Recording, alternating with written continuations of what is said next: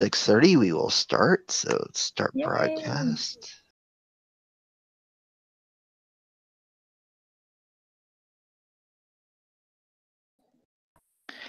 And we are live. Hello, everyone. Thank you for joining me today. I have on today Scientist Mel with me. A link to her Twitter and YouTube channel is in the description below. Please, if you have not subscribed to her, please do. If you have not, why have you not, may I ask? She is very, very smart, very intelligent, and it is a real pleasure to have her on. She's one of the only two people I can think of who has made chemistry semi make sense. So she's very good at explaining it. So thank you for coming on today, Scientist Mel. Well, thank you for having me. I'm glad to be here. Yep, I'm very happy. First, why don't you tell us a little about yourself and what exactly you do? Okay. So my YouTube channel, I also am on Periscope, Twitch. Social. What was your favorite part of that? Oh my gosh, there are two things that are probably the moment where I freaked out. Okay. other than the launch was amazing and it actually brought me to tears. So that's above and beyond everything. That was what I was gonna say was probably gonna guess would be your favorite. I know that was my favorite part of all that you streamed in that. Oh gosh, that was just you get on TV, but when you're there, it becomes real. Feel like pretty much everybody else who accepts reality. I'm a shill. I'm waiting for my check. Yeah, I've written them a couple times. I still haven't got my check. But your degrees and stuff are in chemistry, correct? First undergrad was biology. Okay. Masters of Arts in Teaching, specialized in secondary science education. Second undergrad is in biochem. Then a Master's of Arts in Chemistry, specialized in analytical chemistry. So, okay, what exactly is analytical chemistry? Analytical chemistry essentially is being able to take a sample of something. Somebody says, here's a sample. I want to know what's in it. So an analytical chemist would take that sample and utilize different types of instrumentation in order to determine what was in it. Okay. All right. I guess exactly as it sounds. Okay. Yeah. What is your favorite part of chemistry and why? Okay. Let's see. I have to say, I really, really enjoyed, for the time that I was in it, I learned a lot in thermodynamics taking physical chemistry. Now, my background is kind of in the biochemistry, bioanalytical type of stuff, you know, with cancer research and stuff like that. But I found thermodynamics and everything associated with that, with like Maxwell's equivalency. Okay. Yeah, just whenever I hear someone mention thermodynamics, my brain always immediately goes to the anti-evolutionist second law of thermodynamics. I'm like, I always think of that. Yeah, everyone, you thought you were coming in for an interview, and I actually managed to trick you for a science lecture. Joke's on you guys. Yep. You might learn. Yeah. Oh, I already knew I was gonna end up learning. But what is your least favorite part of chemistry and why? Starting out, I really had a hard time with applying math to the chemistry concepts. And I think a little bit of that was a bit of math fear and chemistry fear. It's very real. People get this crippling sense of, I can't do this. I can't do this math. It's too scary. But for me, I had a very hard time. And it took a long time for me to kind of marry the math with the chemistry and how it syncs together. And I still have little bits of, oh my gosh, this, you know, and to where my brain just shuts down. It's almost automatic. So I had our time. Hey, let's do organic. Okay. Yeah, chemistry, my least favorite part, all of it. I like physics. I love physics. I don't know. It's just being able to predict what something's going to do with the formula has always been fun for me. Tornado Pelt in the chat asks, is that a TARDIS lunchbox behind you? It is with my metal one, but yeah, Yeah. probably a bit Okay. old, but Comic books. Hey, I'm all for it. I'm a nerd too. So, um, but you do talk on many different topics and points of science. Is there a topic, like some particular subject you haven't talked on yet that you really want to? Really want to? I don't think we've gotten heavy into genetics. We've not talked about cancer. And those are two actually things that I have experience in that's been beat out cancer, and cancer beat out how humans evolved. So nobody wanted to know how beer was made. So I haven't yet had a chance to dive into how cancer does its thing, and also genetics. So that's pretty interesting. Yeah. So I guess whenever I guess on the making the beer one, I guess that's the as far as brewers go, that's the yeast of their worries. I will see myself out for that pun. Ah, that was painful. Yeah, like I said, I'll see myself out later. One of your videos that that you did recently was on dark matter and energy. Would you kind of want to kind of give a rundown on what exactly that is? Oh goodness, people, scientists are still trying to sort out what it is fully. We know it exists because there are some properties associated with it, in primarily gravity. And we know dark matter exists because of gravity, but they're having a hard time sorting out where the missing dark matter is that's supposed to make up this other percentage of the it was about 20% they can't account for. 25% they can't account for. So they're trying to sort out where it would be. And so that's when I talked a little bit about the dwarf stars. Brown dwarfs is the most likely place. They have thought about like collapsing stars, like neutron stars or black holes, but those are not so common. Those particular events aren't so common, so it's hard to detect any kind or study that if they don't happen all the time.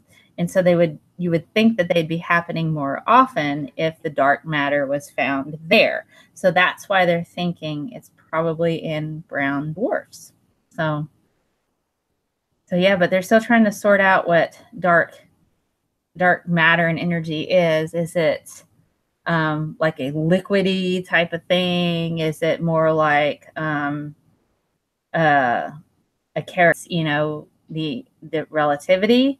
Like, well, relativity still works, and special relativity still works in our known, galaxy. I apologize for the warning. I give you a warning, but one thing that I've been doing is I've been kind of going over some of Kent Hoban's videos, and he loves to talk on chemical evolution, and that was in air quotes if you couldn't tell from the sarcasm.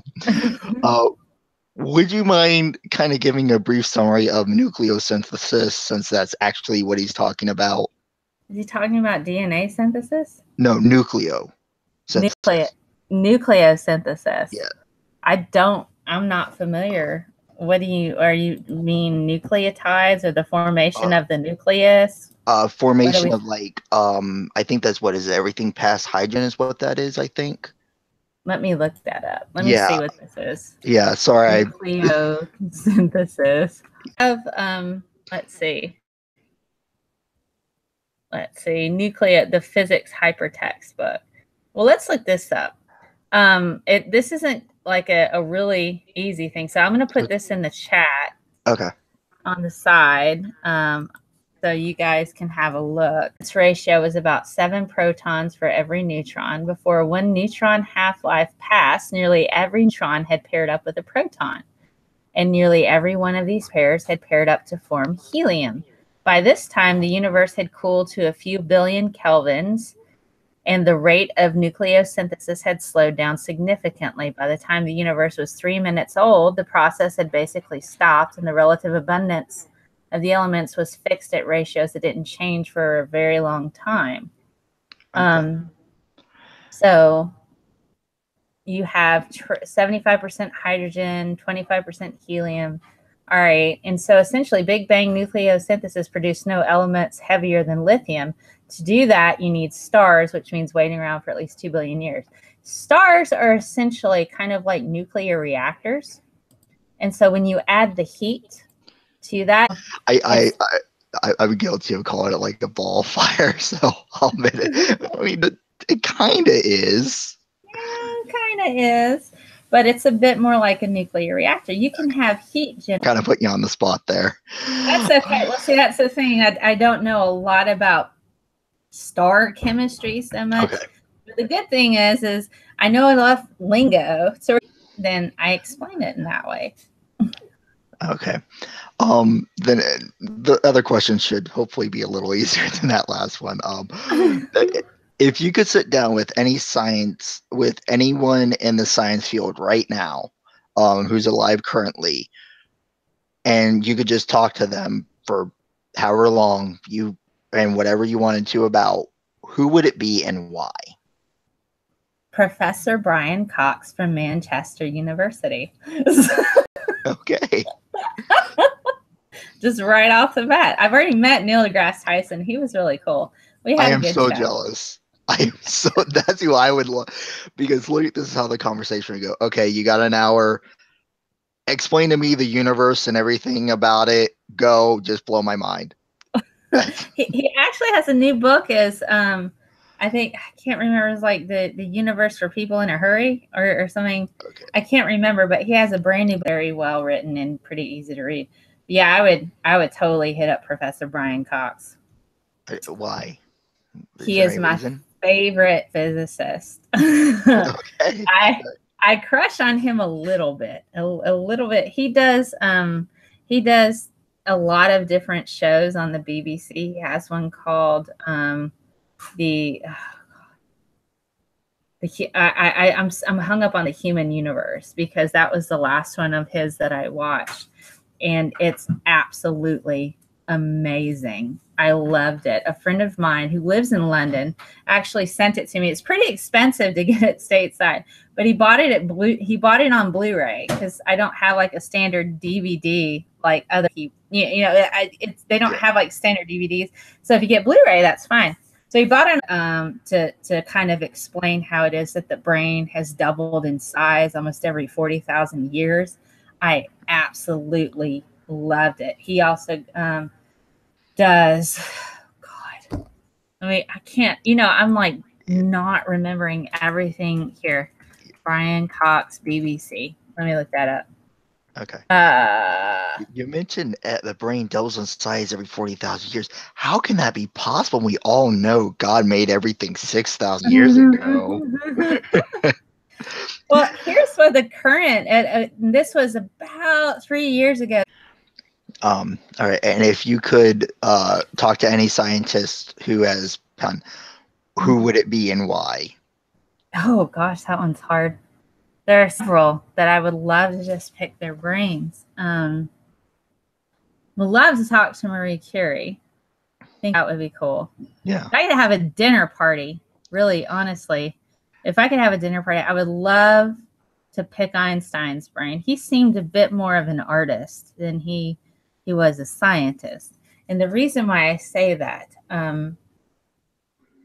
and I actually was having this conversation with somebody today. It's interesting how scientists tend to gravitate towards artists.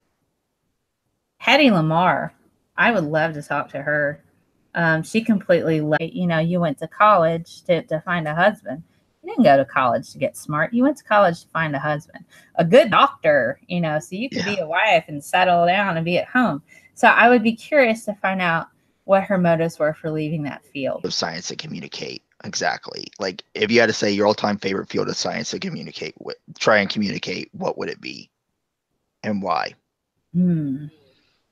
That's hard, because sometimes I like to communicate the stuff that I don't know so much about, because that gives me an opportunity to learn. But I tend to really kind of do my best work with the stuff I'm thoroughly familiar with. And I learned a lot of really alarming statistics that I wasn't fully aware of. And it made me realize just how serious, and the our situation is. That especially with like LGBTQ individuals, transgender youth are 32 to 50% at risk for depression and suicide. Yeah. And it's upsetting to me. And so I was going through and I was finding the science associated with that and kind of boosting it. So I have to say, as much as I think my best work is the stuff that I know. And I'll say this, Chad, I'm getting towards the end of my questions here. So if you guys have questions for Mel here, ask them. Although from the looks of it, it looks like there's some issues with YouTube and stuff. So, because everyone says it keeps buffering and that, and made you want to start making videos on YouTube? The whole project that I'm doing now, it started off a little over a year ago, primarily on Periscope. And some of my early videos you can find on my YouTube channel called Early Days, where I'm streaming from my phone. Reason why I started doing that was from the National Science Foundation. They did a study in 2014. And so I started this project about a year and a half ago, first on Periscope, and then I migrated to YouTube later on when I got better at streaming. So I've only really been actively working on YouTube since about October or November of last year. But I had started this in March or April of 2017 on Periscope. So the National Science Foundation did a scientific literacy study that basically was going through and testing public knowledge of basic science concepts. In addition to that, understanding the scientific method, scientific terminology, also the general public scientists and the work that they do.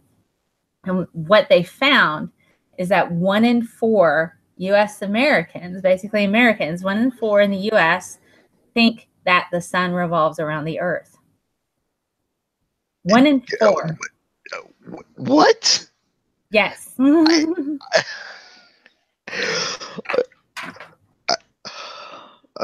4. Did they ask like second and third graders? These are adults.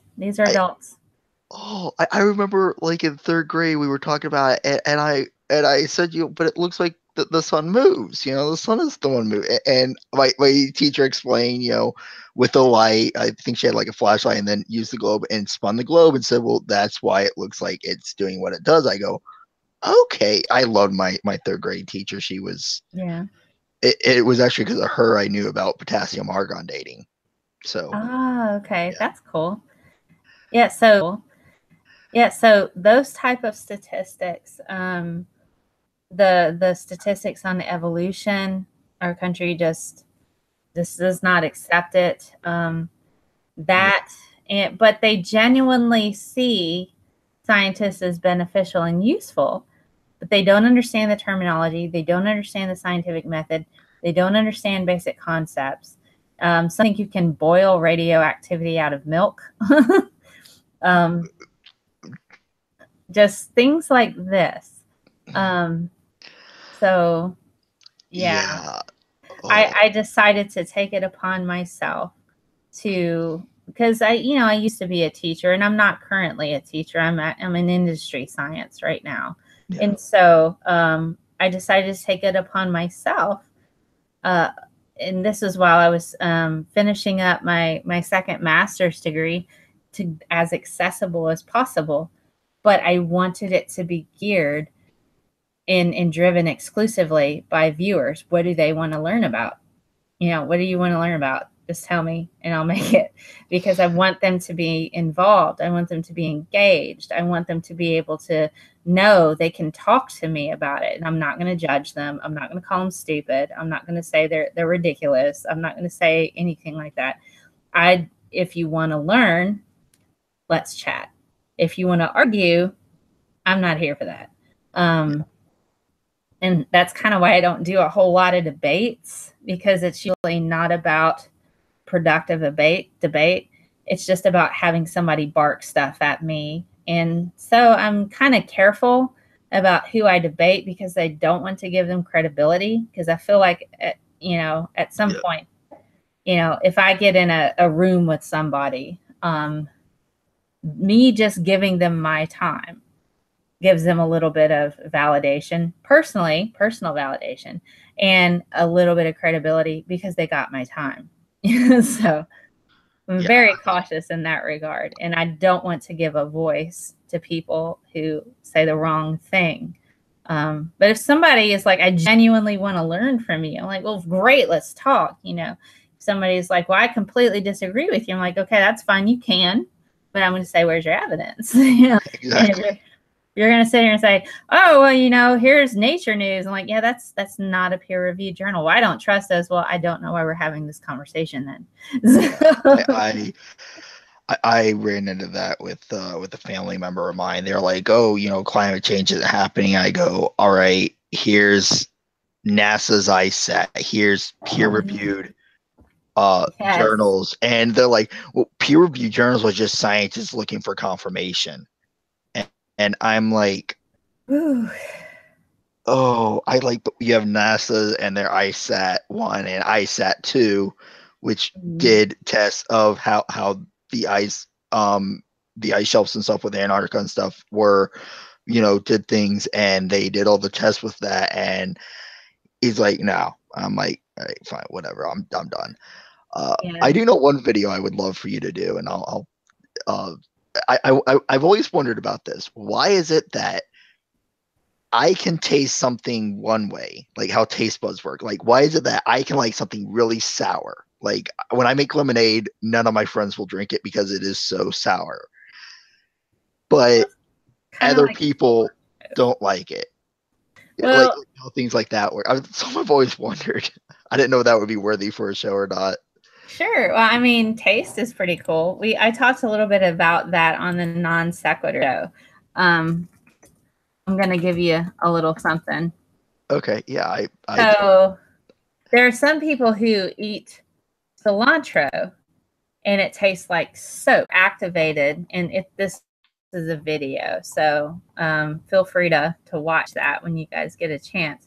But you have all right, that's interesting. Yeah. I swear, the more I learn about the human body, the more just weird it seems to me. Weird and foreign it just seems like that. Just we are products of our genetic code, and people forget that. They forget that your DNA makes the protein by your genetic code. I just said to something. I just set up the live stream how I always have it. That's on YouTube. Yeah, I don't know. No. You're doing this through Google Hangouts Live, right? Yeah. I just clicked it. I had an issue with Google Hangouts Live for my Patreon account, because I do a Science Sunday School on Sundays for my patrons now, and I had some weird encoding strangeness. Yeah, Google Hangouts. So I think it's just something with YouTube, because some people said that there were some other streams that was doing this with too. So I think it's a YouTube bug. Yeah, I figured it takes one time on that. I get you on finally, and it's yeah. Gotta love YouTube. Gotta love YouTube. Them's the breaks. Yeah. Sounds like you're Illuminati. Yeah, I just saw that too. Yeah, you were talking about like the cells exploding. I just was envisioning someone just literally just self-destructing and the whole body explode. Like, well, too many bad cells there. I have a very random mind, so that's okay. Yeah. What was your favorite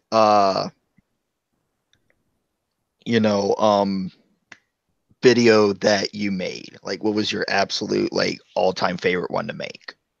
Oh gosh, I don't If know. you had to pick. I'm thinking. I really don't know. I think I kind of really liked my flat earthers one. Okay. Because I put the science the way that they do. It's important for us to understand. And so I got to dig a bit. Flat Earth has been around for a while. So I got a little bit of a history lesson with somebody named Parallax.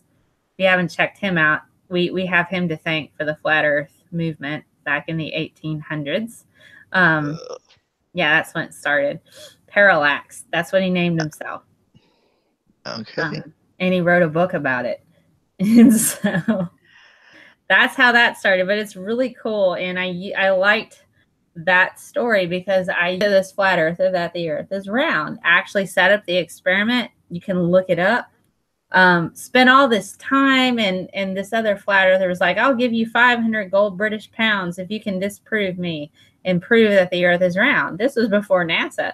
So he did a basic, had to go to court and do a cease and desist to get this man to leave him alone. So not only, well, they had like seconds to verify the data, to verify the data.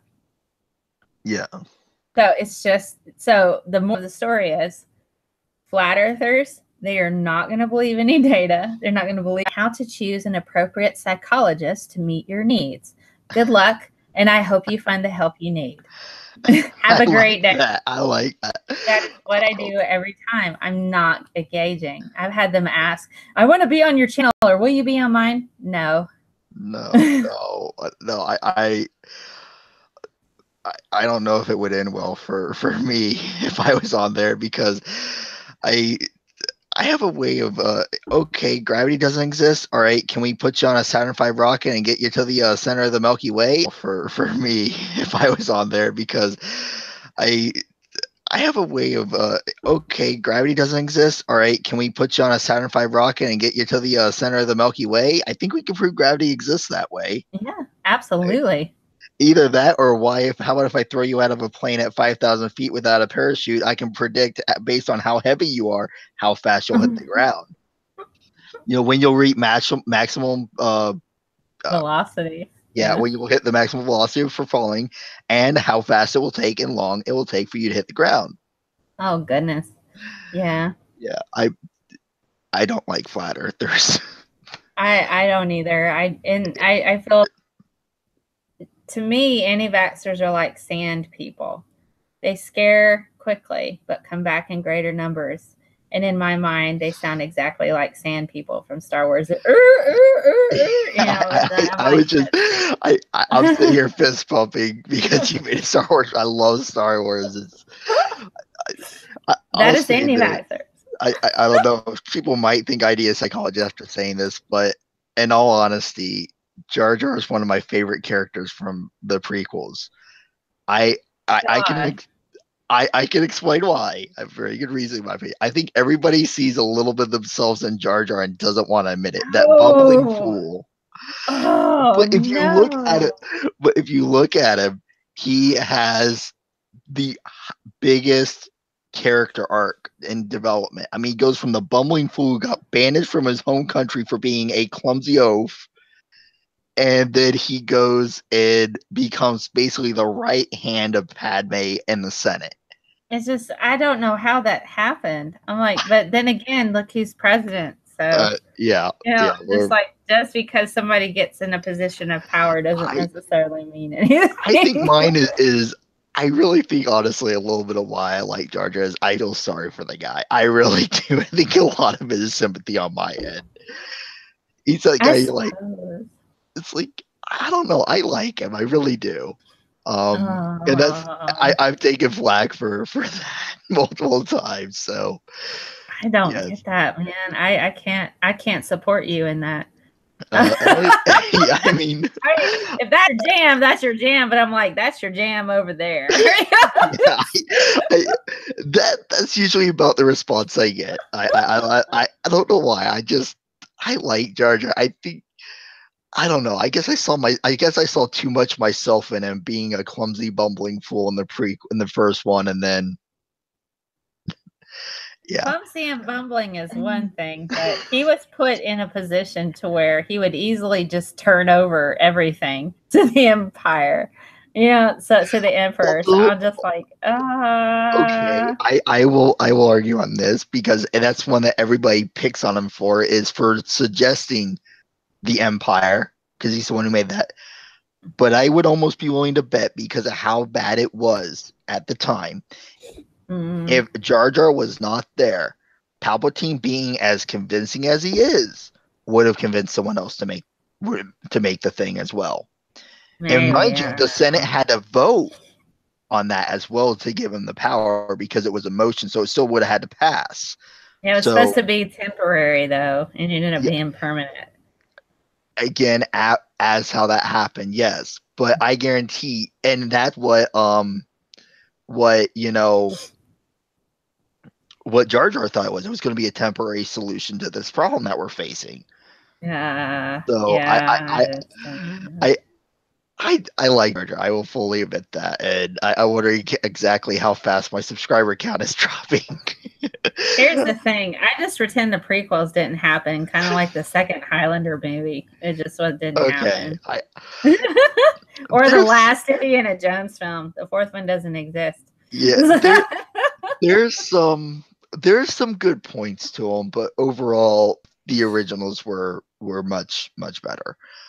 I do like the ones that are coming out now. Yeah, I did enjoy Han Solo, but mostly because of Donald Glover as Lando. That to me, he made that film. I felt like watching Han Solo felt an awful lot like the first, like all three Indiana Jones films kind of thrown together into the same. I felt like I was watching an Indiana Jones film with Donald Glover as Lando Calrissian. So that's what it felt like to me.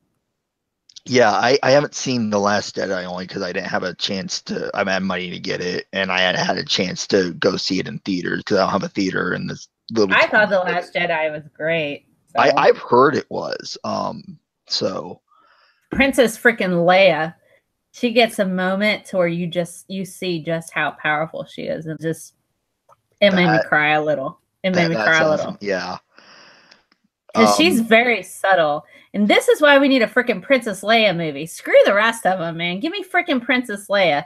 Let's just talk about her for a second. Yeah. She was just as powerful as Luke. Okay, because twins, just as powerful as Luke. You see how freaking powerful she is in The Last Jedi. Yeah. No spoilers for you. And she's instead of crying off in a corner and running away, she lost her planet. She lost her boyfriend, husband, whatever freaking Han Solo was, lost her son, and loses her brother. And she's just like, you know what? Screw you guys. I still got this. And she just keeps on going, keeps on being a freaking general in the entire series. Yeah. I'll agree with you. I will. I mean, Princess Leia has always been actually someone who I actually kind of, as far as a fictional character goes, I look up to. She's amazing. Oh yeah, she is. I really want to see Last Jedi now. I mean, she is just. I mean, I don't know. She's a badass. There's no other way to put it. She's a badass. But you gotta think she's still very human in that her feelings and stuff. So instead of crying in a corner or running off to another planet or running away from her problem, she's like, you know what? None of that teaching was actually relevant. You'll see why it happens. I mean, they make a bold freaking. There's a bold freaking moment where they just like none of this. As she is in touch with the Force. When Luke calls out to her and she's able to sense that and she's able to sense where he is. So I mean that right there, I mean, Luke couldn't even really do all that. But it's really, I mean, he had to learn that she just did it naturally. And I mean, fan theory for you that maybe some people are more naturally in tune with Force than others and it's just like second nature. There you go. There's a fan theory for you. Well, there were some people who she didn't go and do anything questionably evil. She knew what her path was. And she continued on, and I'm just like, It's a fun talk. I'm always up for some Star Wars talk. mm. What is your what was this? I asked what was your favorite one to make. You got to get the opposite side of the question. What is your least favorite? What was your least favorite video to make? That was just like, oh, that it was either a lot of research that, or just a lot of just something you just didn't find interesting or something, or what? Or do you I have a did least favorite? yeah, I did. I did a episode on the Tide Pod craze with people eating Oh, Tide Pods. Yeah. yeah, And, you know, same. That explains exactly why. Steven, switching to Doctor Who, that's you're out of my range. I don't know a lot on Doctor Who, so start with Christopher Eccleston. People are like, well, you know, Tom Baker is my favorite doctor. I didn't even know about Doctor Who until 2005 when the revamped series came out. And I'm like, what is this? And it took me a little bit to get involved. It takes a bit. It takes about 3 or 4 episodes. okay. But yeah, but you can start with, I think it's on Netflix or Amazon. You should be able to watch it there. It's probably on Amazon. But yeah, girl, you're gonna see you when you find out about her, you'll be like, that's scientist Mel. And I'll be like, I told you. Okay. All right. Now another thing, and chat, like I said, if you have um questions for, please ask. I will ask them if you have any. But you debunk woo on your channel. What is your favorite type of woo to debunk? Questions for, please ask. I will ask them if you have any. But you debunk woo on your channel. What is your favorite type of woo to debunk? Oh, it's really fun. I'm very active on Twitter debunking stuff regularly. And I've tried to go back through and find those tweets and convert them into articles for my website so people can find them a bit more readily. I really like ripping apart Deepak Chopra's crap, and I like ripping apart homeopathy. So that's really fun, especially when they try to go through and use like a UV vis spec to show the difference in concentrations, because the concentrations that they have apart and be like, what the heck is this? They'd send it back and they would probably reject it outright and not even give you notes on how to make it better. You know, so you're like, Yeah. come on, man. So I like ripping apart the individuals that pretend that their science is valid, because to me, they are more harmful than like the stupid goop people, you know, to a degree, or, you know, like the stupid woo pushing people, like, you know, G-Man and all that for animals last year, and they did not want to answer that question. So yeah. so, Okay, PETA. Sorry. PETA, yeah, PETA. Yeah. I'm sorry, Yeah. No. PETA. Yeah. Okay. Oh, I have my own issues with PETA. Yeah. They think I'm an animal abuser because at one time I had a service dog. Yeah, they think service dogs are bad. Yet I had seizures and my dog would alert me before I would have them. See, I have issues with PETA, and Yeah.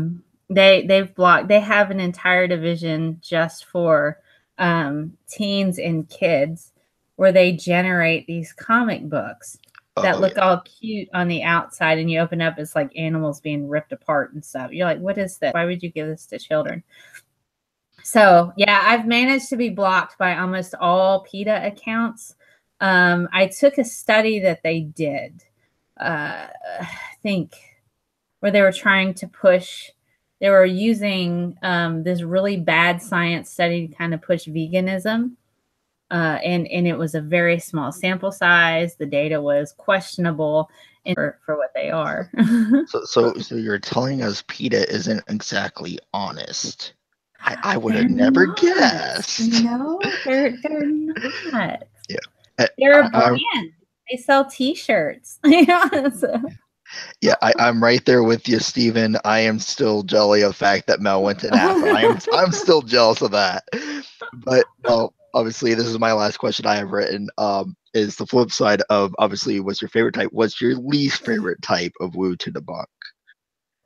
Oh God. Like the crystal crap, you know? I'm like, why are we doing this? You Yeah, know, like, crystals have magical properties and powers. they're not even trying.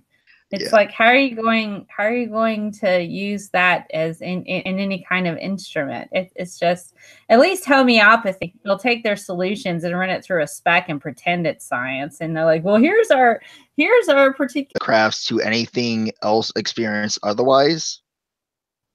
Mhm. Okay, the feeling that I got when I watched the launch,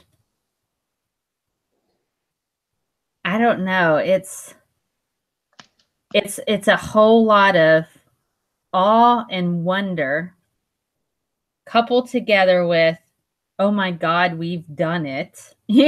So because we've been shooting rockets into space forever, but you see it on the television. And To see that happening. oh my gosh, yeah, it's that'll be Oh, so.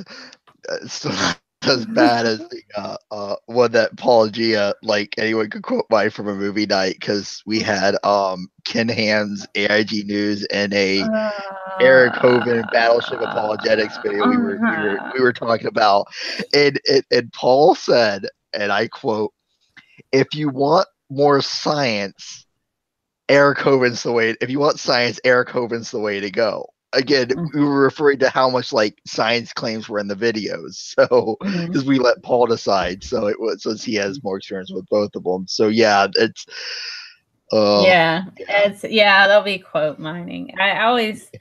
It's always fun when you're like, what? You don't yeah, understand 90% of this paper that you just sent me. And yeah, so, exactly, yeah. It's I've had someone I've gotten into Facebook debates many times and through messages from friends. I had someone who was he's a yak. He's a friend of mine. He's a yak. We just obviously we do not talk science. right. Um, that's what because for about 2 days I was literally just sending him article after article on evolution, and he wasn't sending me anything. Um, Hmm. but yeah, I think that's about all I have for questions. I'm not really seeing too many more questions Hmm. in the chat, so I think that might do it for us. That's okay. Thank you, Mel, for coming on today. I really do appreciate it. It was a real honor to have you on. Um, Again, if you have not subscribed to her, please do. Link is in the description. If you don't follow her on Twitter, link is in the description. And if you don't, I just, like I said, I got to know, why don't you yet? She is really smart, very entertaining, and knows her stuff. Well, So thank you. This has been thank you. fun. Yeah, it was. And I'm just very honored to have you on. So thank you, everybody, for joining us. Have a good day. This is Caproni signing out.